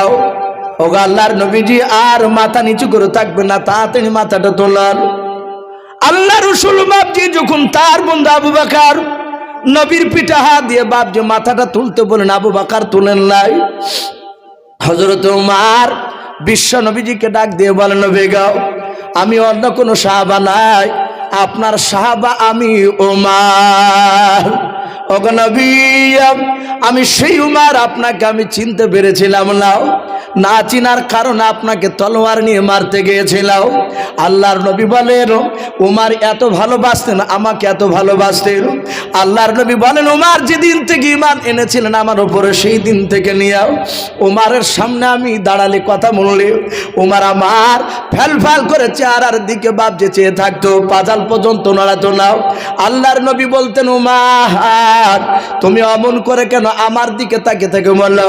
উমার কাঁদতেন আর বলতেন নবী এই চোখ দিয়ে এত বড় দামি রসুলকে আমি চিনতে পেরেছিলাম না। ওগো নবী এত দামি নবী আপনাকে চিনতে পেরেছিলাম না, আর সেই নবীকে আমি তলোয়ার নিয়ে মারতে গিয়েছিলাম। তাই রসুল আমি আপনার দিকে তাকালে থাকলে আপনার সামনে আমি আর কোনো দিকে নজর করি নাই।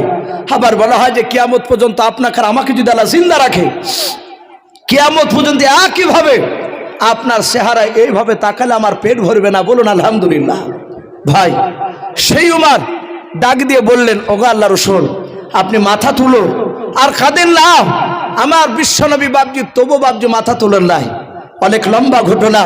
লাস্টে হজরতে আবু বকর বললেন ওগো সাথী ভাইরা আমাদের কারো ডাকে সাড়া দেয় নাই। আমার মনে হয় বিশ্বনবীর কলিজার টুকরা বিটি মা ফাতেমাতুজ জোহরা রাদিয়াল্লাহু তাআলা আনহা উনি এসে ডাকলেই দেখতে পাওয়া যাবে রাসূলুল্লাহ আর থাকতে পারবে না। ভাই লাস্টে ফাতেমাতুজ জোহরা এসে ডেকেছিল, তবু রাসূলুল্লাহ উঠে নাই। নবী সিজদারত অবস্থায় ছিলেন।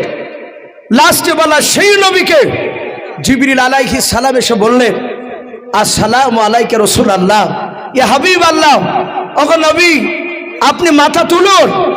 আপনার প্রকৃতি যারা উম্মতে হবে তারা একটাও আল্লাহ তাদেরকে জাহান্নামে দিবে না। জোরে বলুন সুবহানাল্লাহ। যারা প্রকৃতি উম্মতে হবে আপনার, তারা কেউ জান্নাতে যাবে না। হে রাসূল আপনাকে একটা মাকামে মাহমুদ বলে একটা জায়গা দেওয়া হবে, সেই জায়গায় বসে থাকবেন। আপনার উম্মত যদি জাহান্নামে যায় আপনি চিনতে পারবেন, আপনি ধরে বলবেন আল্লাহ আমার এই উম্মতকে জান্নাতে দাও। আপনি যতবারই বলবে ততবারই আল্লাহ আপনার দোয়াকে কবুল করে আপনার উম্মতকে জান্নাতে দিবে। বলুন সুবহানাল্লাহ। আরো জোরে বলুন সুবহানাল্লাহ। তো ভাই সেই নবী যে নবী বাপজি আমাদের জন্য কেঁদেছে, আর সেই নবীর বাপজি মহব্বতের ঘর কোনটাকে বলা হয় ভাই একটু কথা বলে? মাদ্রাসাকে। আল্লাহ নবী বলেছেন মাদ্রাসা হচ্ছে আমার ঘর আর মসজিদ হচ্ছে আমার আল্লাহর ঘর। ভাই আমার পূর্বেকার বক্তা আপনারা সকলেই জানেন প্রায় জায়গাতে পকেট মার বলে পরিচিত ওঠে হযরত মাওলানা কারি রিয়াসতুল্লাহ সাহেব মাদ্দাজুল আলী। গত আপনার 4 দিন আগে উনি আর আমি বাপজি ছিলাম পূর্ব মেদিনীপুরে জগৎপুর বলে একটা মাদ্রাসা, উনিও ছিলেন আমিও ছিলাম। ওখানে দুটো লোক এসে বললেন পকেটমার হুজুর কেমন আছে, মানে ওখানেও বাপজি মেদিনীপুরও বাপজি জানে যে কত বড় আদায়কারিতা। আপনাদের সামনে বাপজি সে রাসূলুল্লাহর দিনকে টিকে রাখার জন্য আজ গোটা পৃথিবীর বাপজি বেঈমানেরা তারা চিন্তা করেছে যে এই দুনিয়া থেকে যদি মুসলমানদেরকে শেষ করতে হয় তাহলে কোরআন আপনার মানুষকে মেরে দিয়ে শেষ করা যাবে না। শুধু মাদ্রাসা যদি বন্ধ করতে পারা যায় তাহলে মুসলমানদের মেরুদণ্ড হাড়কে ভেঙে দেওয়া যাবে, আস্তে আস্তে মানুষ শেষ হয়ে যাবে। তাই প্রতিটা বাপজি ভাইদেরকে বলবো আমি বেশি না আর কয়েক মিনিট ভাই আপনাদের সামনে থাকবো, কারণ আমার পরের বক্তা হেড মাওলানা যিনি প্রধান বক্তাই জালসার উনি চলে এসেছেন। আলহামদুলিল্লাহ উনি হয়তো কয়েক মিনিটের মধ্যে সে হাজির হয়ে যাবে।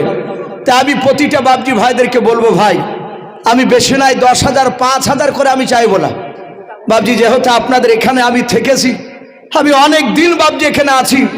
এই গ্রামের বাপজি এমন কোনো বাড়ির ভাত আমার পেটে যায়নি এরকম বাপজি আমি বলতে পারবো না। প্রায় মানুষের বাড়ি বাপজি ভাত আমার পেটে এসেছে। মানুষ আপনারা ভালোবাসে, আমি আপনাদের জন্য বাপজি দোয়া করব। আমি বলবো সুবহানাল্লাহ। ভাই আমি 2000 টাকাও চাইবো এরকম ভাবিনি। একজন আল্লাহর বেনামিতে বান্দা, উনি নাম করে নাই।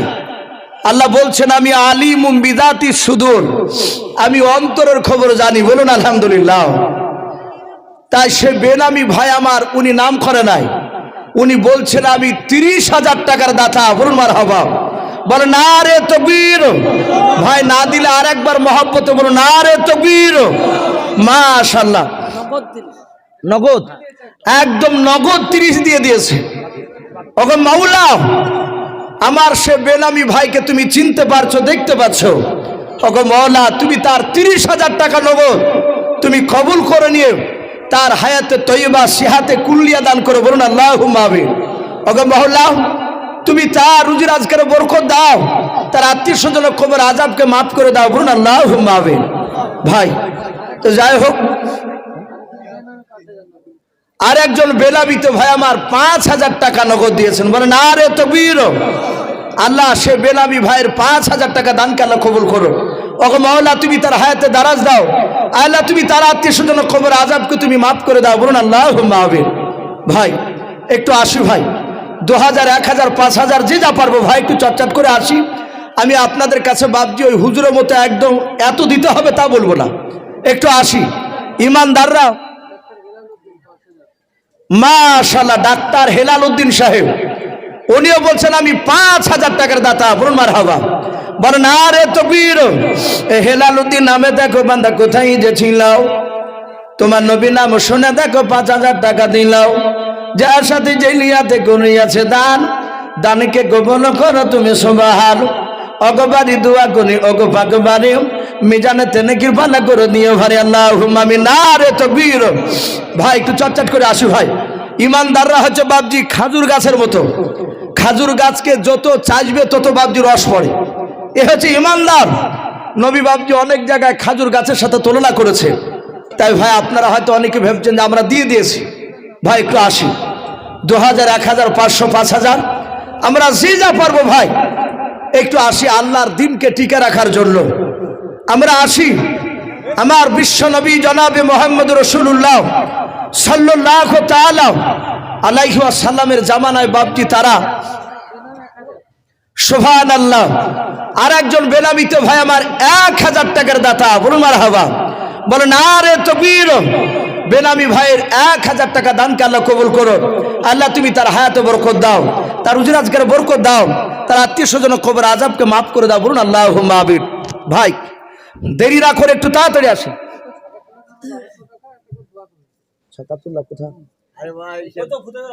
ও যাক, বাপজি মারা গেছে ভাই, সাকাতুল্লাহ বাপজি মারহ। আমি বছর এখানে ছিলাম, আমি রমজান মাসে ওনার বাড়িতে খাবার খেতাম, কাউকে খেতে দিত না, শুধু রমজান মাসটা।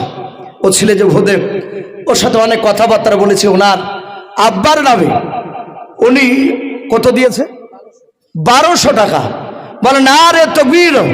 ওগো মহল্লা, সে সাকাতুল্লাহ বাপজির নামে যে 1200 টাকা দান করেছে মহল্লা, তার ছেলেরা তুমি সে 1200 টাকা দানের পরিবর্তে সে চাচাজির কবর আযাবকে তুমি মাফ করে দাও, বলুন আল্লাহুম্মা আমিন। তার আত্মীয় স্বজনের কবর আযাবকে মাফ করে দাও, বলুন আল্লাহুম্মা আমিন। ভাই লজ্জা করবো না, 500, 200, 100 যে যা আছে একটু ঝটঝট করে আসি ইনশাআল্লাহ। শাহাবুল 500 টাকা, বলে না রে তাকবীর। আল্লাহ তার 500 টাকা দানকে আল্লাহ কবুল করো। ভাই আসি, আল্লাহ তার রুজি রাজগারে বরকত। জয়নাল আবিদিন, বাপ মা মারা গিয়েছে জয়নাল আবিদিন, আহারে তার বাপ মার নামে নগদ 1000 টাকার দাতা, বলুন মারহাবা। আয় আল্লাহ, জয়নাল আবিদিনের আব্বা মার কবর আযাবকে তুমি মাফ করে দাও। আল্লাহ তুমি এখনই জান্নাতুল ফেরদাউস তুমি কবরটা বানিয়ে দিও, জান্নাতে পোশাক তাদের শরীরে পরে দাও, বলুন আল্লাহুম্মা আমিন। ভাই লজ্জা করবো না, 200, 100, 500, 1000 আমরা একটু ঝটঝট করে আসি। সুবহানাল্লাহ, নারে তাকবীর। কাপাস ডাঙ্গা থেকে একজন ভাই আমার 500 টাকার দাতা, বলুন মারহাবা। আল্লাহ তার দানকে কবুল করুন। চাঁদ মোহাম্মদ সাহেব 12 তারিখে উমরাতে যাবে, 5000 টাকা নগদ। সুবহানাল্লাহ, চাঁদ মোহাম্মদ সাহেব আগামী 12 তারিখে উনি উমরায় যাচ্ছে, উনি নগদ 5000 টাকার দাতা, বলুন মারহাবা। আয় আল্লাহ, তুমি চাঁদ মোহাম্মদ সাহেবের তুমি উমরাকে কবুল করে নাও, বলুন আল্লাহুম্মা আমিন। আয় আল্লাহ, তুমি তাকে যাবতীয় বিপদ থেকে হেফাজত করো। আল্লাহ তুমি তার আত্মীয় স্বজনের কবর আযাবকে তুমি মাফ করে দাও, বলুন আল্লাহুম্মা আমিন। ভাই আসি ইনশাআল্লাহ, আমার পরের বক্তা উনি চলে আসবে। আমি আর কি আছে ভাই একটু আসি ভাই। আমি আপনাদের কাছে বিশ্ব নবীজির বাপজির দিনকে টিকে রাখার জন্য আমি 200, 500, 1000 করে ভাই একটু দেখতে চেয়েছি, একটু আসি। আর ও মা বোনেরাও, আমি মা বোনেদের কাছ থেকে এখনো পর্যন্ত একটা নাম পাইনি। আমি মা বোনেদেরকে বলবো, মা বোন আপনারও 200, 100, 500, 1000 অনেক মা বোনকে দেখা যায় কানের ঋণ নাকের ফুল পর্যন্ত মাদ্রাসা দিয়ে দেয়। আমি দেখতে চাই এ ছেতিনি গ্রামে কোন মা আমার বোন আল্লাহর নবীর কোরআনকে মহব্বত করে দিনকে ভালোবেসে দেখি কেউ সোনার কানের কিংবা হাতের কিংবা গলার কিংবা নাকের হয়তো কেউ আছে কিনা একটু দেখতে চাই। ওকে মা বোন আপনারা একটু ঝটঝট করে একটু আসি, আর কমিটি ভাইকে বলবো একটু ওই মা বোনদের গেটের কাছে দাঁড়াবে। এই দেখেন জাহিরুল তো নাকি, এই দেখেন জাহিরুল ভাই আমার, উনি 500 টাকার দাতা, বলুন মারহাবা। আল্লাহ তুমি তার 500 টাকা দানকে কবুল করুন, আমিন আল্লাহুম্মা আমিন। সুবহানাল্লাহ, নারে তাকবীর। কুরবান শেখ, নারে তাকবীর। এই কুরবান শেখ নামেতে দেখো বান্দা কোথায় যে ছিল, শেষের বেলা এসে দেখো নগদ 500 টাকা দিল। 500 টাকা বলে মালা করিও না হেলাও, নেকিরি খাতাই মালা লিখিও গো মেলাও। যে আশাতে যে নিয়াতে করিয়াছে দান, দানকে গোপন করো তুমি রহমান আল্লাহুম্মা আমিন। নারে তাকবীর। এ কেতাব আলী নামে দেখো চাচা কোথায় যে ছিল, আল্লাহ নবী নাম শুনে দেখো 500 টাকা দিল। 500 টাকা বলে মালা করিও না হেলাও, নেকিরি খাতাই মালা লিখিও গো মেলাও। ওগো বাড়ি দোয়া করি ওগো পাক বাড়ি, মিজানেতে নেকির বালা করে দিও ভারে আল্লাহুম্মা আমিন। সাদ্দামের আব্বা হাবিবুর রহমান দাদু দাদুর নামে দোয়া করতে বলছে 5000 টাকা। সুবহানাল্লাহ, সাদ্দামের আব্বা তার দাদু দাদির নামে, সাদ্দামের সাদ্দামের দাদু দাদির নামে উনি বলছেন 5000 টাকার দাতা, বলুন মারহাবা। আয় আল্লাহ তুমি সাদ্দামের দাদা দাদির আল্লাহ 5000 টাকা দানকে কবুল করে নিও, তার দাদা দাদির কবর আযাবকে তুমি মাফ করে দাও, বলুন আল্লাহুম্মা আমিন। আল্লাহ তুমি তাদের কবর আযাবকে মাফ করে দিও, তাদের দুজনকে আবার একই সঙ্গে জান্নাতে থাকার ব্যবস্থা করে দিও, বলুন আল্লাহুম্মা আমিন। আল্লাহ তুমি জান্নাতে এক্ষুনি পোশাক নিয়ে এসে তাদের শরীরে পরে দাও, বলুন আল্লাহুম্মা আমিন। ভাই একটু ঝটঝট করে আসে। সুবহানাল্লাহ, দেখেন মা বোনদের কাছ থেকে একজন মা আমার 500 টাকা আর একজন মা আমার 100 টাকা, দুজনায় মিলে 600 টাকা দিয়েছেন। ওগো মালিক তুমি আমার মা বোনেদের 600 টাকা দানকে কবুল করে নিও। আল্লাহ তুমি তাদের ইমানটা হযরত ফাতেমাতু জোহরা রাদিয়াল্লাহু তাআলা আনহার মতো ইমান বানিয়ে দাও, বলুন আল্লাহুম্মা আমিন। ভাই আমরা চলে যাব না ভাই, আসি 200 100 500 1000 আমরা একটু ঝটঝট করে আসি। শোনা আমরা নবীর দিনকে টিকে রাখার জন্য একটু আসি। আর ওগো মা বোন, মাত্র 2টো মেয়ের কাছ থেকে এসেছে, আমি মা বোনেদেরকে দেখতে চাই। আপনারা 200 500 1000 আপনারা যে যা পারবেন, ছোট ছোট বাচ্চা ছেলের হাতে একটু নামটা পাঠিয়ে দিন ইনশাআল্লাহ। সুবহানাল্লাহ, কাজী শাহ থেকে বাসার 200 টাকা। এই দেখেন আর একজন বেলামিত বাপজি আমার 500 টাকা দান করেছে, আল্লাহ তার দানকে কবুল করুন। ভাই আসি দেরি না করে। নবাব বাড়ি থেকে বেলাবিতে একজন 500 টাকার দাতা, বলুন মারহাবা। আয় আল্লাহ তুমি তার 500 টাকা দানকে কবুল করে নিও, আল্লাহ তুমি তার উজরাতকে বরকত দাও। ভাই দেরি না করে একটু তাড়াতাড়ি আসি। এ দেখেন আর একজন 500 টাকা বেলাবিতে নগদ দিয়েছেন, আল্লাহ তুমি তার দানকে কবুল করে নাও। বাপজি আসি আমরা ইনশাআল্লাহ। এই দেখেন হরকতে বরকত হয়। আয় আল্লাহ যারা দান করছে, যারা করতে পারে না, তাদেরকে সকলকে নবীর চেহারা না দেখে মত দিও না। একটা বাচ্চা ছেলে, কি নাম তোমার? পারভেজ ভাই আমার, নগদ 500 টাকা। আল্লাহ তুমি পারভেজ ভাইয়ের ইমানটাকে হযরত ওমর ফারুকের মতো বানিয়ে দাও। আরেকজন কি নাম আপনার? শাহিদুল ইসলাম 500 টাকা, আল্লাহ তুমি তার দানকে কবুল করে নিও, হযরত আলীর মতো ইমান বানিয়ে দাও, বলুন আল্লাহুম্মা আমিন। ভাই আসি। সুবহানাল্লাহ, নারে